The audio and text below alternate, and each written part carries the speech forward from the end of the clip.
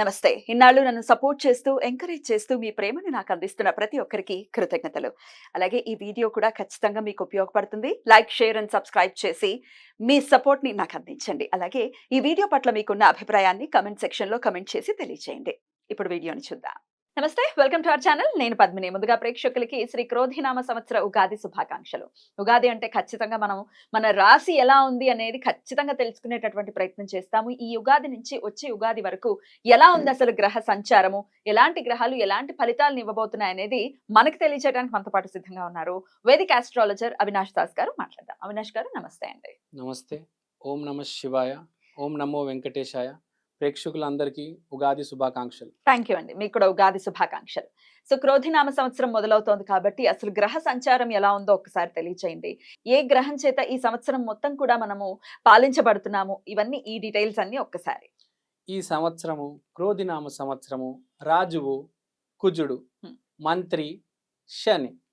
కాబట్టి ఈసారి మంత్రి శని బాగా మంచి స్ట్రాంగ్ పొజిషన్లో ఉన్నారు. అందుకనే మనం చూస్తున్నాము ఈసారి ఎవరెవరైతే తప్పులు చేశారో వాళ్ళందరూ జైలుకి వెళ్ళడం కూడా జరుగుతుంది. చాలా మంది పొలిటీషియన్స్ కూడా వెళ్ళారు. సో ఈ సంవత్సరం శని ఎవరిని వదలరు. చాలా మంది శిక్షలు పడతాయి. జైలు శిక్ష అని కాదు, రకరకాల శిక్షలు పడతాయి వాళ్ళ తప్పుల్ని బట్టి, వాళ్ళ తప్పుల్ని బట్టి. అలానే ఎవరైతే మంచి చేశారో వాళ్ళందరికీ శుభం జరుగుతుంది తప్పనిసరిగా. శని ఈసారి డెలివరీ చేయబోతున్నాడు. 30 years తర్వాత శని మంచి స్ట్రాంగ్ పొజిషన్ లో ఉన్నారు. తర్వాత కుజుడు ఈ సంవత్సరానికి రాజువు కాబట్టి ఈ సంవత్సరం మనము చూడేది చాలా రిఫార్మ్స్ ఉంటాయి. బేసిక్ గా రియల్ ఎస్టేట్ రంగంలో చాలా రిఫార్మ్స్ ఉంటాయి. అగ్రికల్చర్ సెక్టర్ లో చాలా రిఫార్మ్స్ ఉంటాయి. ట్రాఫిక్ రూల్స్ మారిపోతాయి. ఇప్పుడులాగా ఉండదు. మీరు ఇష్టం వచ్చినట్టు వెళ్ళడము, helmet rules, drunk and drive rules, triple writing, ఈ రూల్స్ అన్ని మారిపోతాయి. ఇప్పుడు మనం చూసాము, నిన్ననే చట్టం వచ్చింది. 1st July నుంచి కొత్త చట్టం ఇంప్లిమెంట్ చేస్తున్నారు. పోలీస్ వాళ్ళు చేయడానికి వీలు లేదు. వేస్తే కొత్త కేసులు పోలీసులు నార్మల్ సిటిజన్ మీద చేయడానికి 3rd degree యూజ్ చేయడానికి వీలు లేదు. యూజ్ చేస్తే దానికి స్పెషల్ చట్టాలు ఉన్నాయి. కొత్త రూల్స్ అన్ని, కుజుడికి సంబంధించిన రూల్స్ అన్ని. పోలీస్ రంగం మంచిగా నీట్ గా తయారవుతుంది. క్లీన్. మోదీ గారు ఈ రూల్స్ అన్ని తీసుకురాబోతున్నారు. మనం రియల్ ఎస్టేట్ కూడా చూసుకుంటే ఫ్లాట్ బుక్ అయిన తర్వాత, అడ్వాన్స్ ఇచ్చిన తర్వాత చేతికి ఫ్లాట్ అందడం లేదు. చాలా మందికి ఇంత కదా చూసాం. ఇప్పుడు అలా కాదు. ఇప్పుడు అందరికి చేతికి అందేలా మోడీ గారు ల్యాండ్ రెగ్యులేషన్, ఫ్లాట్ రెగ్యులేషన్ అన్ని మారుస్తున్నారు. కుజుడు కాబట్టి మోడీ గారు చేత చేయిస్తున్నారు. పోలీస్ డిపార్ట్మెంట్ కావచ్చు, రియల్ ఎస్టేట్ కావచ్చు, అగ్రికల్చర్ కూడా ఎంఎస్పి రేటు మనం చూసాము. ఫార్మర్స్ ఎంత గొడవ చేశారు. ఈ అన్నిటికీ solution MSP rate government decide చేస్తుంది. ఫార్మర్స్ బాగుండాలి, మనం బాగుండాలి, ఈ దళార వ్యవస్థ అనేది తగ్గిపోవాలి. సో అన్ని మనం చూస్తే ఈ అగ్రికల్చరు చాలా రేట్లు మారుతాయి. పప్పు దినుసులు, కూరగాయలు, మొత్తం ప్రతి రేటు మారిపోతుంది. ఇప్పుడు మెల్లిగా స్టార్ట్ అవుతుంది. 27, 28 కల్లా కొద్దిగా ఈ ఫుడ్ ప్రైజెస్ అనేది పెరగడం జరుగుతుంది. ఈ సంవత్సరం మెల్లిగా మొదలవుతుంది.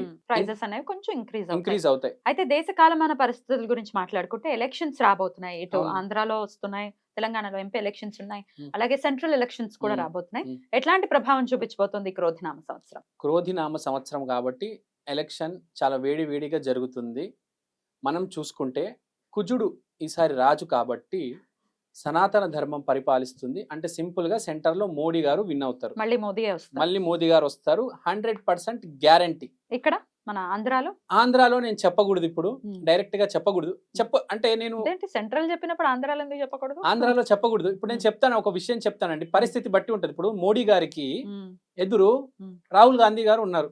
అతను పెద్ద, అతని జాతకంలో బలం లేదు. మీరు ఆస్ట్రాలజీ ప్రకారం చెప్పట్లేదు, మనుషుల ప్రకారం చెప్తున్నారా లేకపోతే ఆస్ట్రాలజీ ప్రకారం చెప్తున్నాను. ఆస్ట్రాలజీ ప్రకారమే చెప్పండి. మరి ఇప్పుడు నరేంద్ర మోడీ గారిది అనురాధ నక్షత్రం. అనురాధ నక్షత్రం అంటే స్టార్ ఆఫ్ సక్సెస్. అతని ఎదురుగా రాహుల్ గాంధీ గారు ఉన్నారు. అతని జాతకం చాలా వీక్, అతను నుంచో లేరు.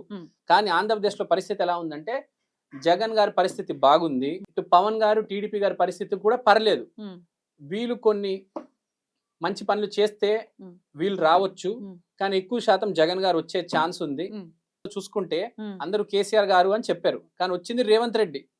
సో పరిస్థితి బట్టి, కాలమాన పరిస్థితులు బట్టి ఏదైనా నిర్ణయం అనేది జరుగుతుంది. Right. నేనైతే నేను- 51% జగన్ గారు అని చెప్తాను, 49% పవన్ కళ్యాణ్ గారు ప్లస్ చంద్రబాబు సరైన దారిలో వెళ్తే వాళ్ళు వస్తారు అని చెప్తాను. సేఫ్ గేమ్ ఆడుతున్నారా? Safe game ఆడట్లేదండి.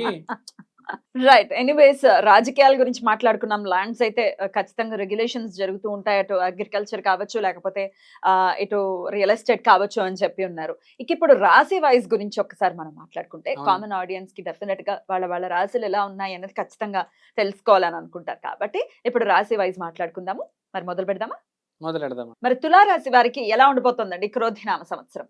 తులారాశి వారికి ఈ క్రోధినామ సంవత్సరం ఎలా ఉండబోతుందో చెప్తానండి. ఇప్పుడు మనం చూసుకుంటే తులారాశి వాళ్ళకి బేసిక్గా సూర్యుడు తులలో అస్తమిస్తాడు, నీచపడతారు. నీచబడతాడు. కాబట్టి ఈ సంవత్సరము మనం చూసుకుంటే ఇప్పుడు సూర్యుడు మీకు స్ట్రాంగ్ ఉన్నప్పుడు వేరే పరిస్థితి, ఇప్పుడు ఈ సంవత్సరం పరిస్థితి వేరు. ఈ సంవత్సరం సన్ కొద్దిగా వీక్ ఉన్నారు కాబట్టి వీళ్ళు తులారాశి వాళ్ళు ఈసారి గోవులకి గోధుమ పెట్టాలి. నేను బ్యాడ్ అని చెప్పట్లేదు, జస్ట్ ఇది ఒక చిన్న రెమెడీ అని చెప్తున్నాను. చేసుకోండి, చాలా మంచిది. ఎన్నిసార్లు చేసుకోవాలి ఈ సంవత్సరం పొడవునా? మీరు ఏం లేదండి, ఒక సండే రోజు చేయండి. ఉగాది స్టార్ట్ అయిన తర్వాత ఒక సండే రోజు చేయండి. మీ జన్మ జాతకంలో సూర్యుడు ఎలా ఉన్నారో అది వేరు. నేను జస్ట్ జనరల్ గా చెప్తున్నాను. ఒకవేళ మీ జాతకంలో సూర్యుడు బాగాలేకపోతే ఈసారి మీరు ఉగాది స్టార్ట్ అయిన తర్వాత గోవులకి గోధుమ పెట్టండి అని చెప్తున్నాను. మీకు సూర్యుడు స్ట్రాంగ్ ఉంటే పర్లేదు. ఇప్పుడు బేసిక్ చూసుకుంటే పొలిటీషియన్స్ కొంచెం ప్రాబ్లం ఉంది, అందుకనే శని స్ట్రాంగ్ ఉన్నాడు, కొంచెం సూర్యుడు వీక్ ఉన్నాడు. కాబట్టి ఈసారి కొంచెం మీరు గోవులకి గోధుమ పెడితే చాలా మంచిది. నెక్స్ట్ తులారాశి, ఇది చెప్పాను నేను రాశి గురించి, ఐ మీన్ తులా లగ్నం గురించి చెప్పాను. ఇప్పుడు గ్రహ పరిస్థితి తులారాశికి చూస్తే తులారాశి వారికి ఈసారి కేతువు స్పిరిచువాలిటీ చూపిస్తారు, మంచి దారిలో తీసుకెళ్తారు, మంచి ఆలోచనలు వస్తాయి. స్పిరిచువల్ అనేది మోక్షము, స్పిరిచువాలిటీ, ఎంత పని చేస్తాను నేను, ఎంత పని చేయాలి అనేది ఆ థాట్ వస్తుంది. ఎందుకంటే ఈసారి గురువు శని దృష్టి ఫ్యామిలీ మ్యాటర్స్లో పడడం వల్ల ఈసారి ఇతను మొత్తం ఫ్యామిలీకే డెడికేట్ అయిపోతారు. సో ఫ్యామిలీకి డెడికేట్ అయిపోవడం వల్ల సో ఏం జరుగుతుందంటే మా ఫ్యామిలీ బాగుండాలి, ఫ్యామిలీ మ్యాటర్స్లోనే ఇన్వాల్వ్ ఉండాలి, ఫ్యామిలీ కోసం ఏదో ఈసారి చాలా పెద్ద స్టెప్ తీసుకొని ఫ్యామిలీ కోసం మంచి చేయబోతున్నారు.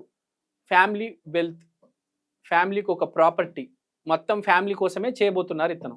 So this year he's going to, అంటే తులారాశి వ్యక్తి అతని ఫ్యామిలీని చూసుకుంటారు చాలా బాగా. ఫ్యామిలీ మ్యాన్ గా ఉండబోతున్నారు. రెస్పాన్సిబిలిటీస్ అన్ని తీసుకొని, ప్రతి సంవత్సరం రెస్పాన్సిబిలిటీస్ తీసుకోవడం వేరు. ఈ సంవత్సరం అతను బ్యాంక్ బ్యాలెన్స్ కావచ్చు, ప్రాపర్టీ కావచ్చు, ఫ్యామిలీ కోసం చేసి పెట్టి ఉంటారు. సో ఇది ఒక పాయింట్. శని 5వ ఇంట్లో, గురువు 8వ ఇంట్లో ఉండడం వల్ల ఏం జరుగుతుందంటే, ఇప్పుడు మనం చూసింది, నేను చెప్పింది 2వ ఇల్లు ప్లస్ 12వ ఇల్లు గురించి. ఇప్పుడు మనం శని ఇంకా గురువు గురించి చూసుకుంటే ఏం జరుగుతుందంటే, శని వల్ల చాలా ఆర్గనైజ్గా రెడీ అవుతారు. ఇంకోటి, శని 5వ ఇంట్లో ఉండడం అనేది ఎలా ఉంటుందంటే కొంచెం స్టబర్న్గా ఉంటారు. ఈసారి ఇంటెలిజెన్స్, తెలివితేటలు అనేవి చాలా స్టబర్న్గా ఉంటారు. అంటే నేను ఇదే చేస్తాను, ఈ సంవత్సరం ఇదే చేయబోతున్నాను, ఇదే చేస్తాను, అంతే, మా ఫ్యామిలీ కోసం నేను నిలబడబోతున్నాను. Stubborn in a positive way. I mean he has a controlled aggression. Like how cricketers play, out అవ్వకుండా చాలా జాగ్రత్తగా రన్స్ కొడుతూ ఉంటారు, కానీ అవుట్ అవ్వరు, ఆడుతూ ఉంటారు టీం కోసం. ఇలానే ఈసారి మనిషి వాళ్ళ ఫ్యామిలీ కోసం బ్యాటింగ్ చేయబోతున్నారు. రైట్, అది శని ఇచ్చేటటువంటి రిజల్ట్. 8th హౌస్ లో మరి జూపిటర్, 8th హౌస్ లో Jupiter is very simple. 8th house is in laws. So in laws తో రిలేషన్స్ చాలా బాగుంటాయి. అండ్ హీస్, ఇప్పుడు మనం 12th హౌస్ లో కేతువు కాబట్టి ఇక్కడ 8th హౌస్ లో గురువు కనెక్ట్ అవుతుంది. ఎందుకంటే స్పిరిచువాలిటీ కనెక్ట్ అయినప్పుడు అకల్ట్ సైన్సెస్ కొంచెం ముందుకు వస్తుంది. So using occult sciences, so ఈ పూజలు, ఈ అకల్ట్ సైన్సెస్ ఇవన్నీ కనెక్ట్ అయ్యి దేవుడు అనేది ఎంత డెప్త్ లో మనం తీసుకెళ్లాలో మన లోపల, దానివల్ల స్పిరిచువల్ నాలెడ్జ్ పెరిగి హ్యాపీగా ఉండడం జరుగుతుంది. So he's balancing both. He's taking care of himself, balancing him in the spiritual way, and family కోసం ముందుకెళ్తున్నారు, ఫ్యామిలీ కోసం కష్టపడతారు. అండ్ మోస్ట్ ఇంపార్టెంట్, చాలా స్టబర్న్ గా ఉంటారు. ఈ స్టబర్నెస్ డిస్టర్బ్ చేయడానికి నేను చెప్పినట్టు సూర్యుడు కొంచెం ట్రై చేస్తారు. కాబట్టి మర్చిపోకుండా గోవులకి గోధుమ పెట్టాలి. ఈ సంవత్సరం అతను కింద మీద పడి ఫ్యామిలీని సెటిల్ చేస్తారు, నెక్స్ట్ లెవెల్కి తీసుకెళ్తారు. కానీ ఈ సూర్యుడు కొంచెం ఇబ్బంది పెట్టే ఆ గోవులకి గోధుమ పెట్టండి, ఏం భయపడాల్సిన అవసరం లేదు. జాతకం చాలా బాగుంది, బ్యూటిఫుల్. 95% చాలా బాగుంది. ఆ 5% మీరు గోవులకి గోధుమ పెట్టండి. దైవారాధన ఎవరిది చేస్తారు? దైవ ఆరాధన ఈసారి వీళ్ళు సూర్య నమస్కారాలు చేసుకుంటే చాలా మంచిది. Hmm. అలా కృష్ణుడు వారి గుడికి వెళ్తే కూడా చాలా మంచిది. Right. ఈ రెండు చేసుకోవాలి. సండే రోజు సూర్య నమస్కారాలు చేసుకుంటే చాలా మంచిది. చాలా మంచి సంవత్సరం, చాలా బాగా కలిసి వస్తుంది. ఇంకోటి వీళ్ళ హెల్త్ కూడా ఈ సంవత్సరం బాగానే ఉంటది. No need to take Right. Tension, Hmm. Everything is going to be fine. Beautiful అండి, చాలా చక్కగా వివరించారు. 95% తులారాశి వారికి క్రోధినామ సంవత్సరం మంచి రిజల్ట్స్ ఇస్తోంది అని చెప్తున్నారు. కాబట్టి thank you so very much అండి. ఇక నెక్స్ట్ ఎపిసోడ్ లో వృశ్చిక రాశి గురించి మాట్లాడుకుందాం. నమస్తే.